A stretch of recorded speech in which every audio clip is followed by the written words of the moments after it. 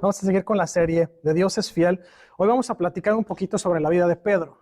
Todo el mundo llegamos a un punto en que nos caemos, fracasamos, fallamos.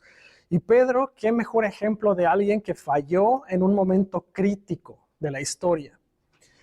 Vamos a platicar un poquito sobre Pedro, cómo fue que falló, qué fue lo que Jesús hizo para restaurarlo, qué fue lo que pasó en su vida. No podemos saber qué pasó por su cabeza exactamente, pero podemos ver por lo que la palabra nos dice qué fue lo que hizo. Tenga su mente abierta, tenga su Biblia a la mano, tiene las notas. Si usted tiene su Biblia por ahí porque prefiere la versión de su Biblia, quiere hacer sus anotaciones, como vimos en el estudio de los miércoles, quiere hacer marcas en su Biblia, lo que sea, tenga la lista. Vamos a ver Lucas 22, 31 al 22. Voy a estar leyendo la Reina Valera 60, que es la mayoría que tenemos nosotros. Dice el versículo 31, dijo también el Señor, Simón, Simón, he aquí, Satanás os ha pedido para zarandearos como a trigo.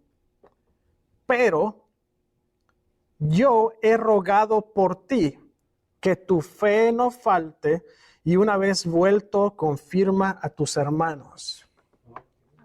Jesús le dijo que iba a fallar. Le avisó desde el principio, pero le dijo, bueno, yo ya he rogado para que tu fe no falte. Y bueno, a pesar de que pasó lo que pasó, la fe de Pedro de todas maneras no flaqueó. Bueno, un poquito tambaleó, pero vamos a platicar sobre eso. Señor, te pedimos en esta hora, Dios, que tú des luz, que tú traigas, Señor, iluminación, que tú traigas revelación, que tu Espíritu hable, Señor, a nuestra mente y a nuestro corazón, Señor, y que la palabra que vamos a ver hoy quede sembrada y cimentada, Señor, y grabada en nuestros corazones, como dice tu palabra, en la tabla de nuestro corazón, en el nombre de Jesús. Amén. Este fue el preámbulo de lo que iba a pasar con Pedro. Jesús le dijo, Pedro, el diablo está pidiendo. El diablo está pidiendo darte una buena estrujadita, ¿no? Y a todos nosotros, bueno, usted ve la historia de Job en el Antiguo Testamento. En la historia de Job, prácticamente el diablo hizo lo mismo que estaba haciendo con Pedro. La diferencia es que Pedro iba a pasar por un momento aún más crucial todavía en la historia. Job fue probada su fe a través de todo lo que pasó, a través de toda la pérdida de su familia, de todas sus propiedades, la pérdida de su salud incluso, pero no estaba en medio de una encrucijada tan grande como la que se va a encontrar Pedro justo antes de crucificar a Jesús. Ahorita vamos a entrar en tema, Mateo 26, 31 al 35. Mateo 26, 31 al 35 dice, entonces Jesús les dijo, todos vosotros os escandalizaréis de mí esta noche, porque escrito está, heriré al pastor y las ovejas del rebaño serán dispersadas. Pero después que haya resucitado, iré delante de vosotros a Galilea. Respondiendo Pedro le dijo, aunque todos se escandalicen de ti, yo nunca me escandalizaré. Jesús le dijo, de cierto te digo que esta noche, antes que el gallo cante, me negarás 3 veces. Pedro le dijo, aunque me sea necesario morir contigo, no te negaré. Y todos los discípulos dijeron lo mismo. Había dicho Jesús a Pedro antes, hey, el diablo me pidió permiso de zarandearte un poco. Y aquí les está diciendo, hey, todo el mundo se va a escandalizar de mí. Esto es algo que va a pasar, no es algo que les estoy dando la opción de si quieren o no, esto va a pasar. Y Pedro todavía se pone su máscara de hijo del trueno y dice, no, Señor, yo no. Yo no te voy a negar, yo voy a seguirte hasta la muerte. La falla de Pedro en el momento de crisis está ampliamente registrada en los 4 evangelios. Si usted lee los 4 evangelios juntos, hay algunas cosas que aparecen en Mateo, Marcos y Lucas que no aparecen en Juan. Curiosamente, este evento es uno de los pocos que aparecen en los 4 evangelios juntos. Todo el mundo quiso registrar este evento. El Espíritu Santo mandó no a 1, no a 2, no a 3, pero a 4 de ellos a escribir acerca de este evento. Fue un evento crucial en la vida de Pedro en específico. En el momento en que pudo haber sido una bendición para Jesús, Pedro fue una fuente de dolor y desánimo. Dice la palabra que cuando Pedro lo negó por tercera vez, Jesús volteó y lo miró. y en eso cantó el gallo. Jesús estuvo desanimado, bueno, no desanimado necesariamente, pero me imagino que sintió esa sensación de, híjole, pero si se lo dije, en lugar de velar y orar, no, le dio tristeza. Simple y sencillamente fue algo que le causó esa tristeza, ¿no? El fracaso de Pedro demostró la magnitud del amor de Jesús y ahorita vamos a ver por qué. Jesús le dijo antes que iba a pasar, pero Jesús ya tenía el plan para restaurar a Pedro y ahorita vamos a entrar ahí. La vida de Pedro sirve como una advertencia de posibilidad de fracaso. Pedro fue uno de los discípulos que estuvo cerca de Jesús todo el tiempo. Fue un discípulo que aprendió directamente de Jesús, un discípulo que vio a Jesús obrar señales y milagros y maravillas y aún así le flaqueó su fe. Bueno, caminó sobre las aguas hasta que vino el viento después y sintió temor y se empezó a hundir, ¿no? Hasta le dijo Jesús, sálvame que me hundo. Pedro experimentó muchas cosas primera mano y aún así tuvo ese pequeño fracaso o ese gran fracaso en ese momento tan importante. Eso nos está diciendo, hermanos, nadie estamos libres y estamos salvos de caer en un fracaso espiritualmente hablando. Una guerra está compuesta de múltiples batallas y nosotros podemos ganar o podemos perder esas batallas. Pedro había ganado varias, pero estaba perdiendo esta muy importante. Sin embargo, esa batalla no representaba la guerra espiritual completa. La restauración de Pedro da esperanza a todos los que han fracasado en su devoción a seguir a Dios. En pocas palabras, si usted ha tenido un fracaso, mire la vida de Pedro. Pedro fracasó, pero Pedro fue levantado nuevamente. Y ahorita vamos a entrar. El fracaso de Pedro es uno de los más desalentadores de la Biblia. Vemos a otras personas de la Biblia, como a Moisés, que en lugar de hablarle a la roca la golpeó, y vemos ese tipo de cosas que fueron desalentadores, pero este en particular es uno de los más cruciales. Mateo 26, 69 al 74 dice, Pedro estaba sentado fuera en el patio. Y se le acercó una criada diciendo, tú también estabas con Jesús el Galileo. Mas él negó delante de todos diciendo, no sé lo que dices. Saliendo él a la puerta, le vio otra y dijo a los que estaban allí, tablet, deja de estarte reiniciando. También estaba con Jesús el Nazareno, pero él negó otra vez con juramento, no conozco al hombre. Un poco después, acercándose los que por allí estaban, dijeron a Pedro, verdaderamente también tú eres de ellos, porque aún tu manera de hablar te descubre. Entonces él comenzó a maldecir y a jurar, no conozco al hombre, y enseguida cantó el gallo. Quiso hablar como ellos para pasar como uno de ellos y salvarse precisamente. Pedro empezó a buscar maneras de resolver su problema de la manera más económica posible y encontró esa terrible manera de salvar su pellejo. Estuvo terrible. Jesús había recientemente instituido la práctica de la comunión. Justo antes de ser arrestado, Jesús había pasado la Pascua con ellos y acababa de instituir ese momento tan importante en la vida de un cristiano, que es el recordatorio de esa Pascua de Jesús con sus discípulos, la muerte y la resurrección de Jesús, y había ya quedado completamente firme una ordenanza para la iglesia. Les había dicho, hagan esto cada vez en memoria de mí. Pedro había estado con Jesús, no lo mandó a comprar refrescos, estaba con él. El único que se salió de donde estaban fue Judas para traicionarlo. Y fue después de que lo instituyó Jesús, porque dice que mojó el pan y se lo pasó a Judas, que fue la señal para decir quién era el que lo iba a entregar. En cuestión de unos cuantos minutos solamente, Jesús estaría muriendo en la cruz como un acto de redención. Justo después de pasar por la Pascua con sus discípulos, estaba siendo entregado a los guardias de los principales sacerdotes para ser entregado a los principales sacerdotes y ser enjuiciado por algo que Jesús no hizo. Pedro justamente acababa de expresar devoción eterna a Jesús. Acababa de decir, sí, Señor, aunque yo tenga que morir contigo, yo voy a la cruz. Pedro ignoró la advertencia de Jesús, dos advertencias de hecho. Primero, que el diablo había pedido zarandearlo, y la segunda, que Jesús mismo se lo dijo: todos ustedes se escandalizarán de mí esta noche. Ignoró dos advertencias importantes, muy importantes. Todos, pero al final de cuentas, todos los demás, Marcos, que no era discípulo, era simplemente observador, dice incluso la palabra que Marcos se despojó de sus ropas cuando lo agarraron y se echó a correr desnudo, él salvo el pellejo. Todos los demás discípulos estaban al pie de la cruz, pero no estuvieron en las diferentes fases, como por ejemplo Pedro, que fue y se metió al patio del templo para poder ver el juicio de Jesús directamente. Los demás se escandalizaron probablemente de lo que estaba pasando, pero nadie lo negó como lo negó Pedro. Y la cuestión más importante de esto es que cada negación de Pedro fue mayor que la anterior. En la primera solamente dijo: no, yo no sé de qué hablas.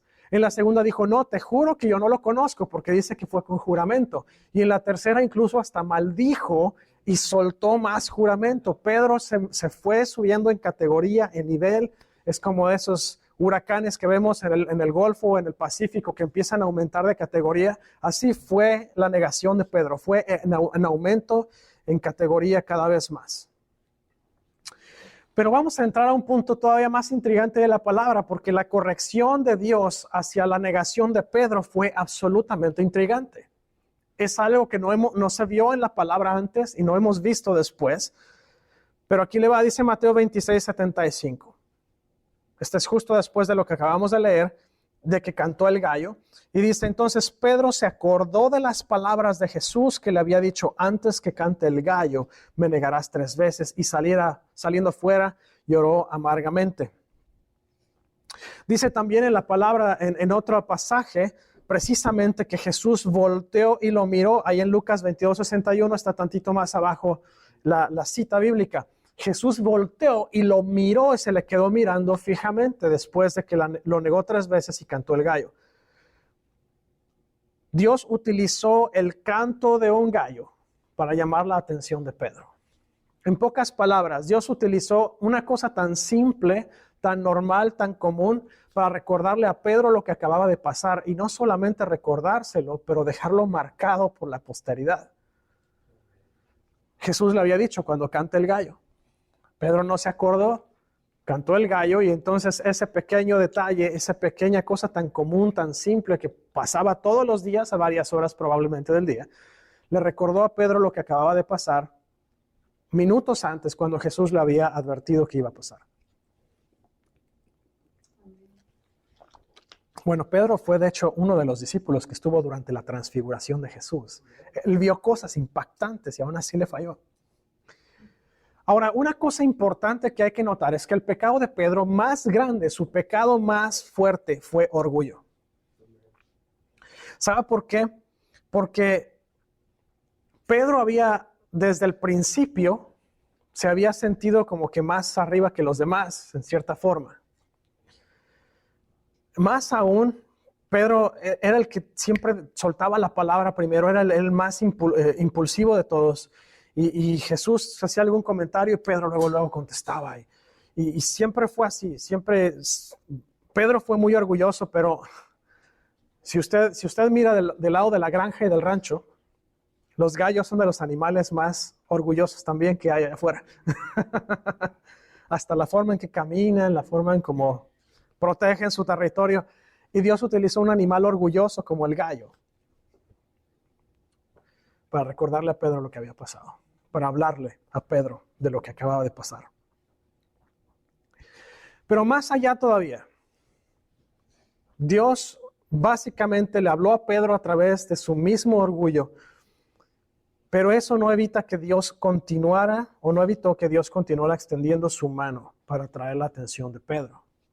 Cuando nosotros fallamos, cuando nosotros caemos, cuando tenemos un problema, cuando nos gana la tentación, nosotros no estamos solos. El diablo nos hace sentir que estamos aislados para que no recurramos a Dios, pero Dios siempre está extendiendo su mano para atraer nuestra atención hacia Él, para levantar nuestra fe, para restaurar nuestra relación con Él.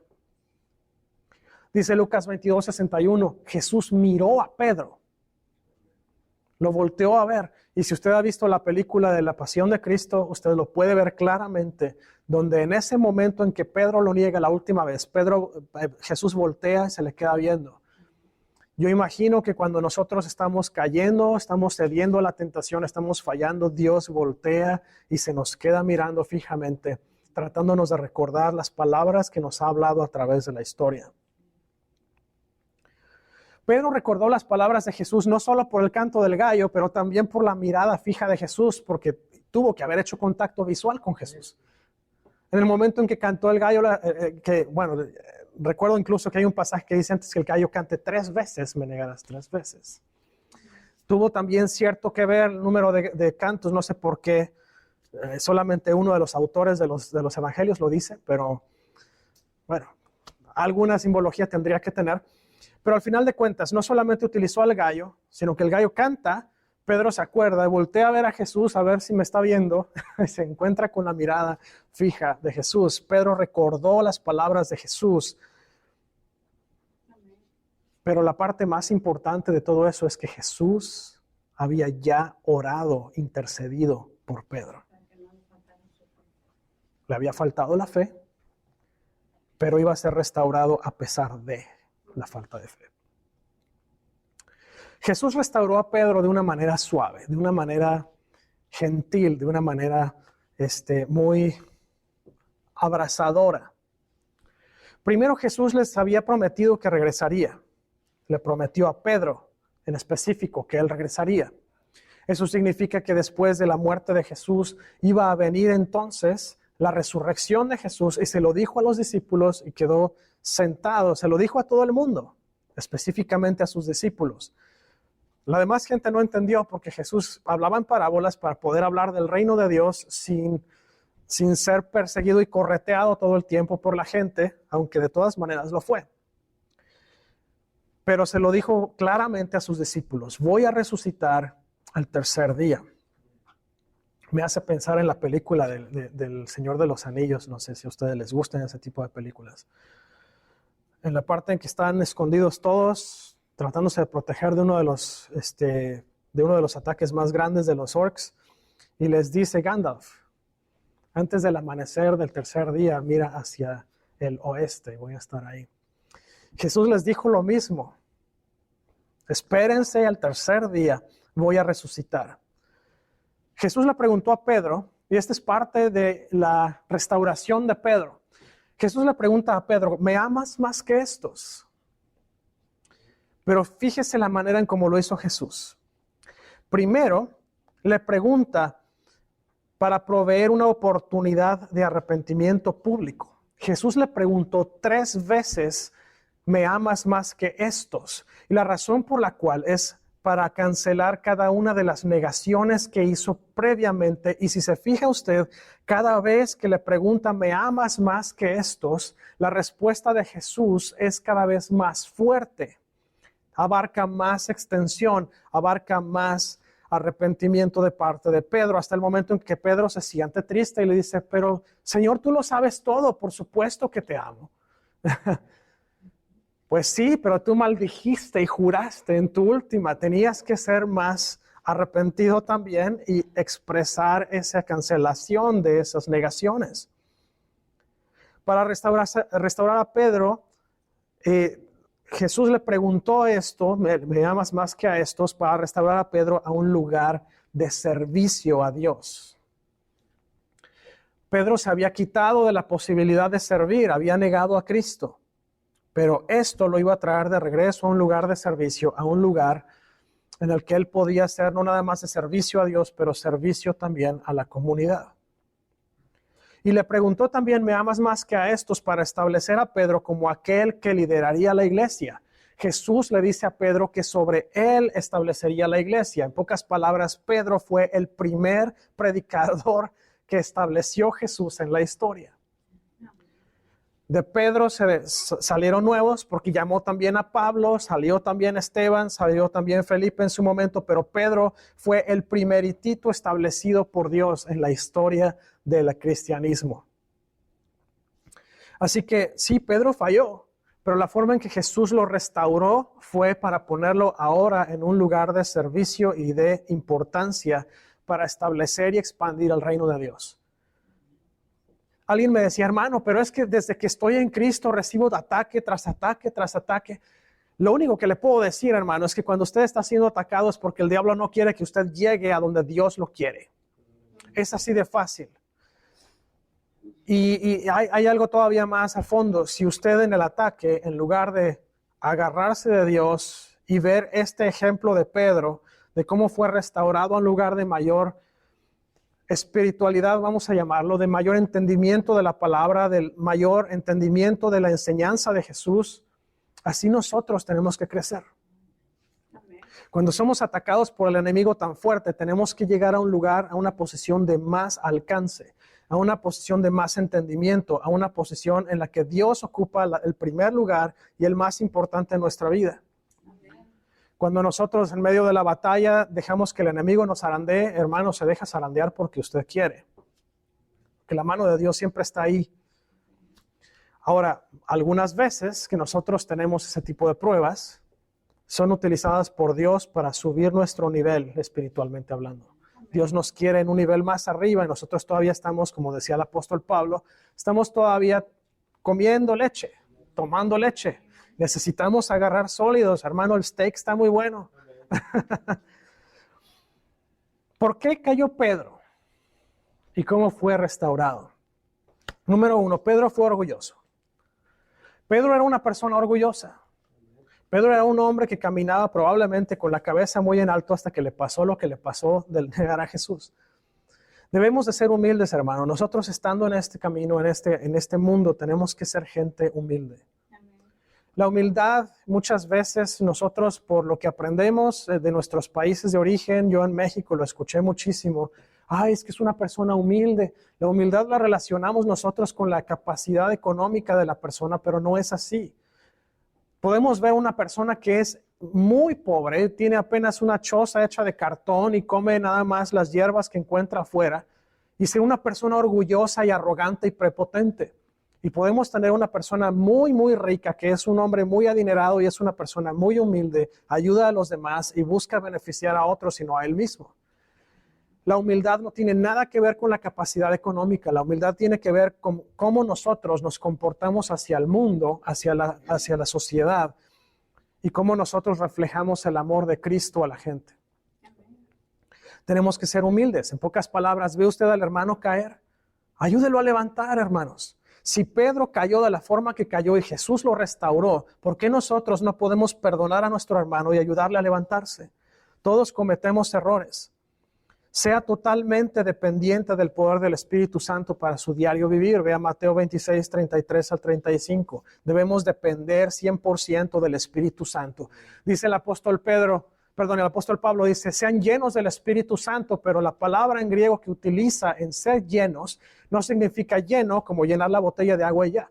Significa abrir la llave y llenar y dejar que se desborde y se siga llenando y esté continuamente desbordándose. Es como una fuente. Una fuente es el ejemplo típico de llenarse en el aspecto original en que fue escrito el Nuevo Testamento.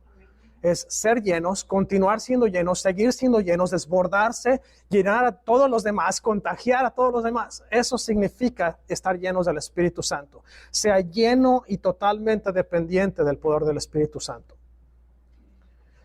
Pedro estaba siguiendo a Jesús de lejos, dice ahí en Mateo 26 al 58. Cuando estaban llevando a Jesús hacia el templo para ser enjuiciado ahí por los sacerdotes, los principales sacerdotes, Pedro estaba de lejos siguiendo todo lo que pasaba. Fue siguiendo el mismo camino, probablemente a una distancia considerable.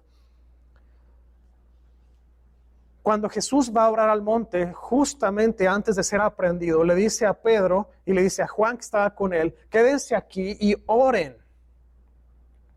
Pero les ganó el sueño, se quedaron dormidos. Y vino Jesús, los despertó y les dijo, ¿no pudieron velar una hora? Caramba, ¿en serio? Y los pone a orar de nuevo, se vuelve a ir y se vuelven a quedar dormidos. Pedro no veló, Pedro se quedó dormido y no se preparó para lo que venía. Viendo más adelante, Pedro se arrepintió lamentó el suceso y decidió él mismo cambiar.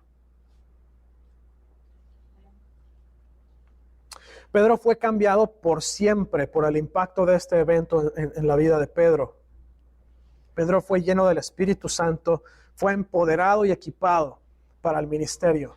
De hecho, vemos que el día de Pentecostés, cuando reciben el bautismo en el Espíritu Santo, Pedro se levanta y empieza a hablar a las multitudes de lo que estaba pasando y empieza a convertirse la gente por la palabra que Dios dio a través del apóstol Pedro. Pedro fue utilizado por Dios de una manera impresionante después de este evento. Dice el apóstol Pablo a los Gálatas, capítulo 6, versículos 1 al 4. Hermanos, si alguno fuere sorprendido en alguna falta, vosotros que sois espirituales, condenadle con espíritu de...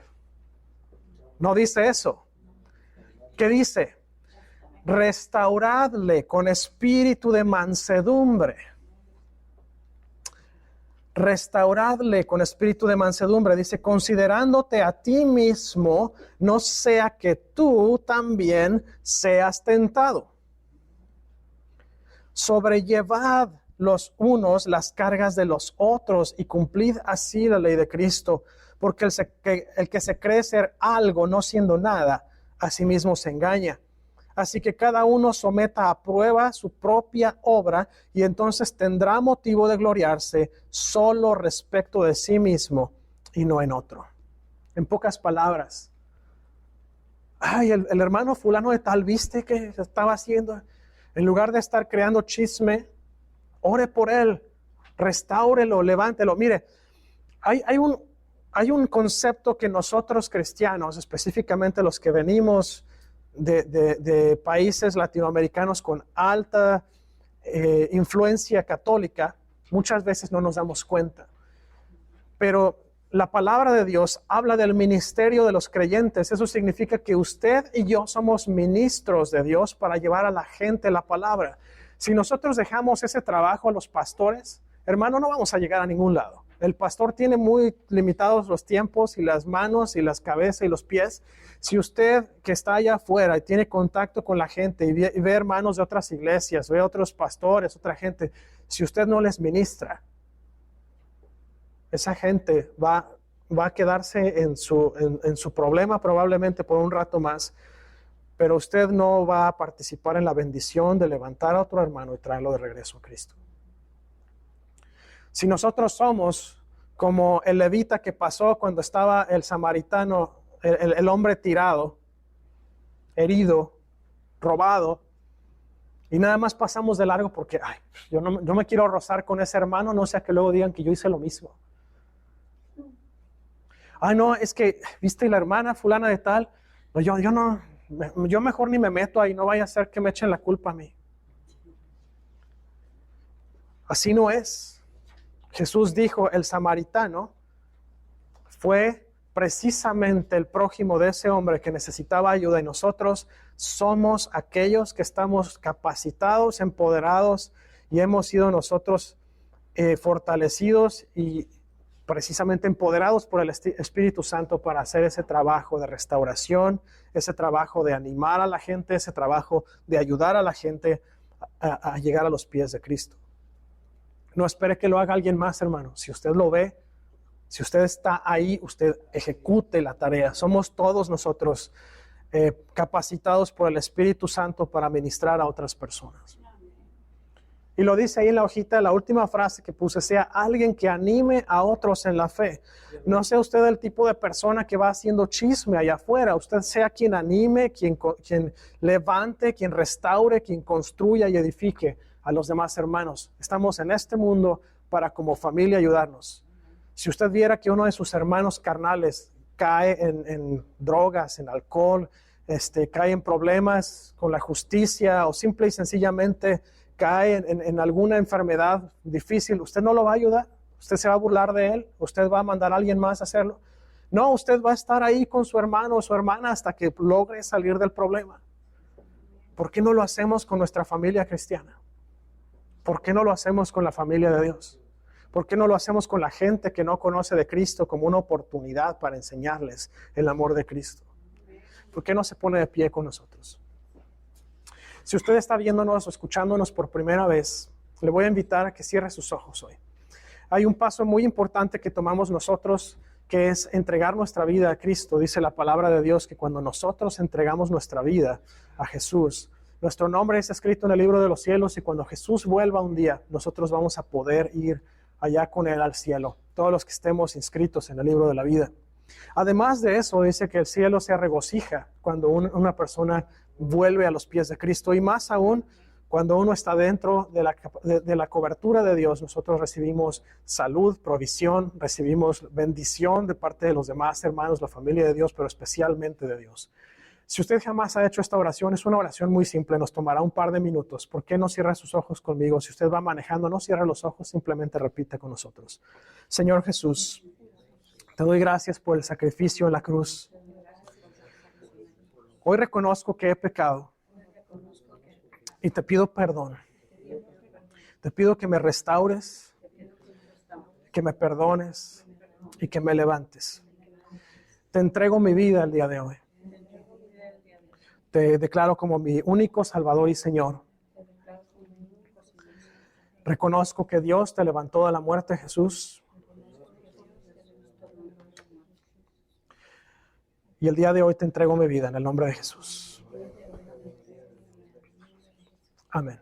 Si usted ha hecho esta oración, le invito a que vaya a facebook.com/ofa.hispano y hay una opción de WhatsApp. Déjeme saber que usted hizo esta oración para estar en contacto con usted, para acompañarle en oración y para estar al pendiente de sus necesidades. Los demás, ¿por qué no oramos juntos para que el Señor haga este ejemplo de Pedro latente en nuestras vidas, que nos haga entender sin caer en fallar en nuestra fe, sin caer en fracaso, que podamos nosotros levantarnos desde ahora? Señor, te damos gracias en esta hora, Dios, porque tu palabra, Señor, ha sido una lámpara impresionante para nuestro camino, Señor. Gracias, Dios, porque sabemos que nuestro caminar, siendo nosotros humanos, vamos a fallar.